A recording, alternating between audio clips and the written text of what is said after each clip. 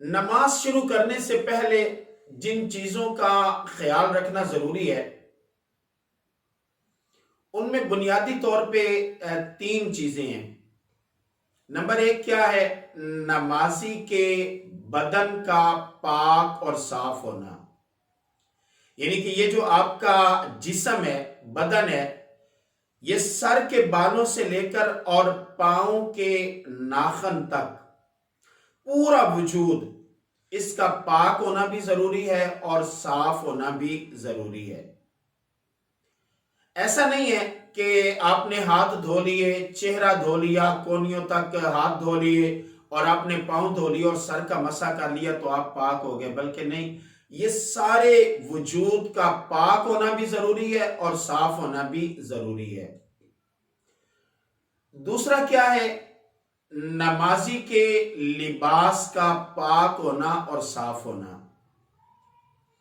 نمازی نے جو لباس پہنا ہوا ہے، جیسے عام طور پہ یہ سمجھا جاتا ہے کہ جو کپڑے پہنے ہوئے ہیں تو عام طور پہ لباس اسی کو کہا جاتا ہے، حالانکہ لباس صرف کپڑے نہیں ہیں، آپ کی شلوار قمیص نہیں ہے، پینٹ شرٹ نہیں ہے یا پینٹ کوٹ نہیں ہے، بلکہ آپ کا لباس کیا ہے؟ یہ سر پر جو آپ نے امامہ پہنا ہوا ہے اس کا بھی پاک ہونا ضروری ہے۔ اسی طرح یہ جو آپ نے ویسٹ کوٹ پہنی ہے اس کا بھی پاک ہونا ضروری ہے۔ آپ نے کوئی جرسی بنیان پہنی ہوئی ہے اس کا بھی پاک ہونا ضروری ہے۔ آپ نے اپر یا انڈر کوئی چیز پہنی ہے اس کا پاک ہونا بھی ضروری ہے۔ آپ نے اپنے جسم کے اوپر کوئی کپڑا چادر رکھی ہوئی ہے اس کا پاک ہونا بھی ضروری ہے، یہاں تک کہ آپ نے اپنی جیب میں، پاکٹ میں جو رومال رکھا ہوا ہے اس رومال کا پاک ہونا بھی ضروری ہے۔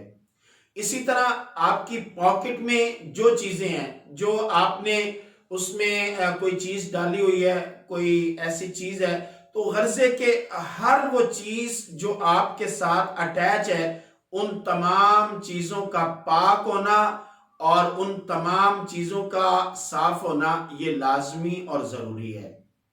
اگر آپ نے جو ساکس جرابیں پہنی ہیں وہ ناپاک ہیں، ان کے اوپر ناپاکی کے چھینٹے پڑے ہوئے ہیں، آپ چاہے پورا وجود آپ کا پاک ہے، آپ کا لباس پاک ہے، لیکن نماز پھر بھی آپ کی نہیں ہوگی، کیونکہ جس چیز کا تعلق آپ کی ذات کے ساتھ ہے ان تمام چیزوں کا پاک ہونا اور ان تمام چیزوں کا صاف ہونا یہ لازمی اور ضروری ہے۔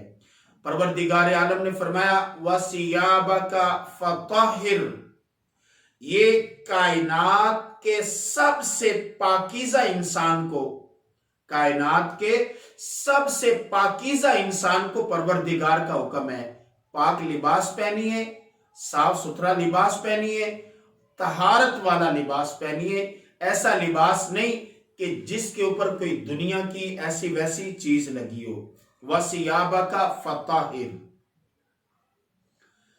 تیسری چیز کیا ہے؟ جس جگہ پر آپ نماز پڑھ رہے ہیں، جیسے جائے نماز ہے، مصلی ہے، آپ نے کوئی چادر بچھائی، آپ نے کوئی دری بچھائی، آپ نے کوئی صف بچھائی، تو یہ چادر جو ہے اس کا پاک ہونا، یہ جو جائے نماز ہے اس کا پاک ہونا، یہ جو آپ نے قالین بچھایا اس کا پاک ہونا، غرض ہے کہ جس چیز کے اوپر آپ نماز پڑھ رہے ہیں اس چیز کا پاک ہونا ضروری اور لازمی ہے۔ آپ نے یہ سنا کہ نماز سے پہلے تین چیزوں کا پاک ہونا ضروری ہے، انسان کے جسم کا، بدن کا، انسان کے لباس کا، اور جس جگہ پر نماز پڑھ رہے ہیں اس جگہ کا پاک ہونا ضروری ہے۔ نماز سے پہلے آپ نے سنا کہ تین چیزوں کا پاک ہونا لازمی اور ضروری ہے۔ نمبر ایک پہ کیا ہے؟ آپ کے بدن کا پاک ہونا۔ نمبر دو پہ کیا ہے؟ آپ کے لباس کا پاک ہونا۔ اور نمبر تین پہ کیا ہے؟ آپ کی جائے نماز، یعنی کہ جس جگہ پر آپ نے نماز پڑھنی ہے اس جگہ کا پاک ہونا ضروری اور لازمی ہے۔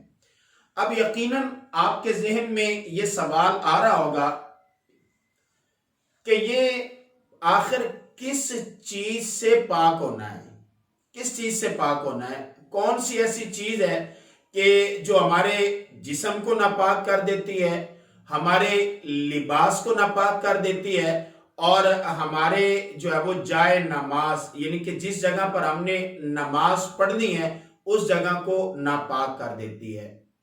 تو یقیناً یہ بات آپ کے ذہن میں آ رہی ہوگی، یہ جو ہم بار بار لفظ بولتے ہیں نا ناپاک، اس کو عربی میں نجاست کہا جاتا ہے۔ نجاست دو طرح کی ہوتی ہے، ایک نجاست ہوتی ہے نجاست حقیقی، اور ایک نجاست ہوتی ہے نجاست حکمی۔ نجاست حقیقی کیا ہے کہ ایسی ناپاک چیز کہ جو بظاہر وجود رکھتی ہے، جسم رکھتی ہے، ہمیں نظر آتی ہے، جیسے شراب ناپاک ہے، شراب کا ایک وجود ہے، اسی طرح پیشاب پخانہ ناپاک ہے، اس کا ایک وجود ہے، اسی طرح بہت ساری چیزیں ایسی ہیں کہ جن کو ناپاک کہا جاتا ہے۔ ایک ہوتی ہے نجاست حکمی۔ نجاست حکمی کا مطلب یہ ہے کہ ایسی چیز جو بظاہر نجس نہیں ہے لیکن شریعت کے حکم سے وہ چیز نجس ہو گئی ہے۔ جیسے ایک آدمی اس کا وضو ٹوٹ جاتا ہے، اب وضو کے ٹوٹ جانے کی وجہ سے ہم کہتے ہیں کہ جی یہ بندہ اس پر وضو فرض ہو گیا، لازم ہو گیا ہے۔ تو یہ وضو کا جو فرض ہے، یہ لازم ہونا، بظاہر کوئی چیز اس کے جسم پر یا بدن پر نہیں لگی ہوئی، جس کو ہم نجاست حقیقی کہیں، یا ایک بندہ اس پر غسل فرض ہو جاتا ہے تو بظاہر یہ جو ناپاکی ہے کوئی نظر آنے والی نہیں ہے، لیکن حکمن ہے کہ اللہ اور اللہ کے رسول نے جو ہے وہ ایسی حالت کو ناپاکی کہا ہے۔ پھر جو نجاست حقیقی ہوتی ہے یہ دو طرح کی ہوتی ہے، ایک نجاست حقیقی غلیظہ، غلیظ کا معنی ہوتا ہے سخت، یعنی بڑی ہارڈ قسم کی نجاست ہوتی ہے جس کا حکم بڑا شریعت نے سخت بیان کیا ہے۔ ایک نجاست ہوتی ہے نجاست خفیفہ، ہلکی، خفیف معنی ہلکی، یعنی ہے وہ بھی نجاست لیکن اس کا شریعت نے حکم اتنا سخت بیان نہیں کیا جتنا کہ پہلے والی کا سخت بیان کیا ہے۔ اب نجاست غلیظہ یعنی کہ ایسی نجاست کے جو سخت قسم کی ہے، ایسی نجاست جو سخت قسم کی ہے جس کا حکم شریعت نے سخت بیان کیا ہے۔ نجاست غلیظہ کیا ہے؟ جیسے انسان کے بدن سے کوئی بھی ایسی چیز خارج ہو کہ جس کی وجہ سے وضو ٹوٹ جاتا ہے یا غسل فرض ہو جاتا ہے، کوئی بھی ایسی چیز خارج ہو انسان کے بدن سے کہ جس کی وجہ سے وضو ختم ہو جاتا ہے یا اس پر غسل فرض ہو جاتا ہے، تو اس کو کہتے ہیں نجاست غلیظہ۔ جیسے انسان کے بدن سے خون جاری ہو گیا، بہنے والا خون، اب یہ جو جاری خون ہے اس کی وجہ سے وضو ختم ہو گیا، اور جس سے وضو ختم ہو جاتا ہے اسے نجاست غلیظہ کہتے ہیں۔ اگر یہ جاری خون انسان کے جسم پر، اس کے لباس پر یا پھر جائے نماز پر لگ جاتا ہے تو وہ چیز ناپاک ہو گئی، ایسی صورت میں نماز پڑھنے کی اجازت نہیں ہے، نماز نہیں پڑھ سکتا، نماز نہیں ہوگی۔ اسی طرح انسان کے جسم سے منی نکلتی ہے، مزی نکلتی ہے، ودی نکلتی ہے، انسان کے جسم سے حیض اور نفاس کا جو خون ہے وہ نکلتا ہے، اسی طرح انسان کے جسم سے پیشاب پخانہ ہے، تو یہ ساری چیزیں ان کو نجاست غلیظہ کہا جاتا ہے۔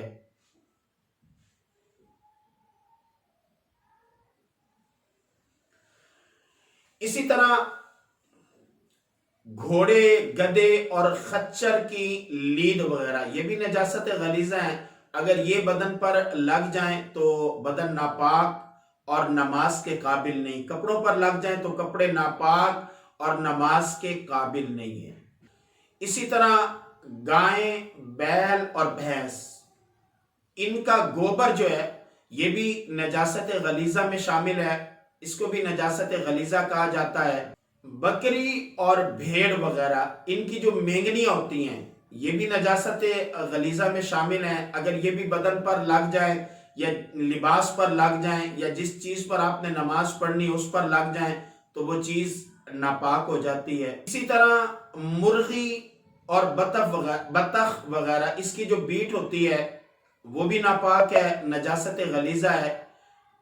کتے اور بلی کا پخانہ اور پیشاب، یہ بھی نجاست غلیظہ ہے، اگر یہ بھی لگ جائیں تو نماز نہیں ہوگی۔ یہاں پر ایک مسئلہ اور بھی ذہن نشین فرما لیں کہ تھوڑی سی شریعت نے اس میں رعایت عطا فرمائی ہے۔ شریعت کی رعایت کیا ہے کہ یہ جتنی چیزوں کا میں نے ذکر کیا ہے، اگر یہ ایک درہم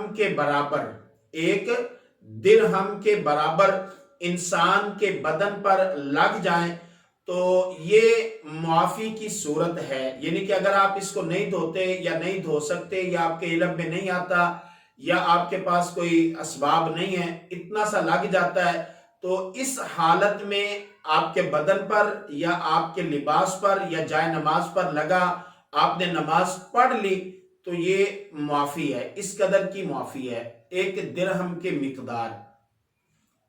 اگر 1 درہم سے زیادہ نجاست آپ کے بدن پر یا لباس پر یا جسم پر لگ جائے تو ایسی صورت میں نماز پڑھنے کی اجازت نہیں ہے۔ بدن بھی ناپاک، اس حصے کا دھونا ضروری ہے جہاں پہ وہ نجاست لگی ہے، اور اسی طرح اگر لباس پر لگی ہے تو اس لباس کے حصے کا دھونا ضروری ہے۔ اگر جائے نماز پر لگی ہے، جس چیز پر بھی آپ نماز پڑھ رہے ہیں، تو اس چیز کا دھونا بھی لازمی اور ضروری ہے۔ آپ کے ذہن میں یہ بات ہوگی کہ درہم یہ ہم کہاں سے لیں، پتہ نہیں اس دور میں کون سا درہم تھا، اس کی مقدار کیا تھی یا اس کا اندازہ ہم کیسے لگائے۔ تو بزرگان دین فرماتے ہیں کہ یہ دیکھیں، یہ جو ہمارا ہاتھ ہے، ہمارے ہاتھ کے اندر یہ جو ہتھیلی کا گول حصہ ہے، یہ جو ہمارا ہاتھ ہے اس کے اندر جو ہتھیلی کا گول حصہ ہے، اس کے برابر اگر یہ نجاست کہیں پر لگ جاتی ہے تو اس کے برابر معافی ہے، اگر اس سے زیادہ ہے تو معافی نہیں ہے، اس کو صاف کرنا، اس کو دھونا لازمی اور ضروری ہے۔ بغیر دھوئے نماز پڑھیں گے تو نماز نہیں ہوگی، بدن ناپاک رہے گا، لباس ناپاک رہے گا اور جائے نماز ناپاک رہے گی۔ تو یہ ہتھیلی کا جو گول حصہ ہے، درمیانہ حصہ، اس کے برابر معافی ہے، اس سے زیادہ معافی نہیں ہے۔ بعض اوقات ایسا ہوتا ہے کہ مختلف جسم کے حصوں پر تھوڑا سا کوئی چیز یہاں پہ لگ گئی، تھوڑی سی یہاں پہ لگ گئی، تھوڑی سی یہاں پہ لگ گئی، تھوڑی سی یہاں پہ لگ گئی، اور ایسی حالت میں بندہ نماز پڑھ لیتا ہے۔ تو اگر یہ ساری چیزیں ان کو بندہ آنکھ کے ترازو میں تولتا ہے، آنکھ کے ترازو میں دیکھتا ہے کہ آیا یہ سب ملا کے 1 درہم کے برابر مقدار بنتی ہے یا نہیں بنتی۔ اگر درہم کے برابر مقدار ہے تو یہ نماز نہیں ہوئی، نماز دہرانی پڑے گی اور نہ ہی بندہ اس حالت میں نماز پڑھ سکتا ہے۔ اگر درہم سے کم مقدار ہے تو اس میں معافی کی اجازت ہے۔ اگر نہیں صاف کرتا، پہلی بات تو یہ ہے کہ اس کو صاف کرنا لازمی اور ضروری ہے، اگر نہیں کرتا تو بہرحال نماز ادا ہو جائے گی۔ نجاست خفیفہ، چھوٹی نجاست، جیسے حلال جانور جو ہیں ان کا پیشاب، گائیں حلال ہے، بھینس حلال ہے، اسی طرح جو بھی بکری ہے، دمبا ہے، جو حلال جانور ہیں جن کا گوشت کھایا جاتا ہے، تو حلال جانور، اس کا پیشاب اگر انسان کے جسم کے کسی حصے پر لگ جاتا ہے یا کپڑے پر لگ جاتا ہے تو فقہائے کرام فرماتے ہیں کہ اگر تو اس حصے کے چوتھائی سے زیادہ پر ہے تو یہ ناپاک ہے، اگر چوتھائی سے کم پر ہے تو اس کو ہم کہتے ہیں کہ اس میں نماز پڑھنے کی اجازت ہے۔ بہتر یہی ہے کہ اس کو پاک کر کے نماز پڑھے، لیکن اگر ایسی حالت میں نماز پڑھ لیتا ہے تو نماز ہو جائے گی۔ اب جیسے یہ دیکھیں، یہ آستین جو ہے یہاں سے لے کر یہاں تک یہ لباس کا ایک حصہ ہے، اسی طرح یہ لباس کا ایک حصہ ہے۔ غرض ہے کہ اگر یہ آستین جو ہے اس کا چوتھائی حصہ اس پہ نجاست خفیفہ لگ جاتی ہے، چوتھائی حصے سے زیادہ تو پھر اس کا دھونا لازمی ہے، چوتھائی حصے سے کم ہے تو اس میں گنجائش ہے کہ ایسی حالت میں نماز پڑھی جا سکتی ہے۔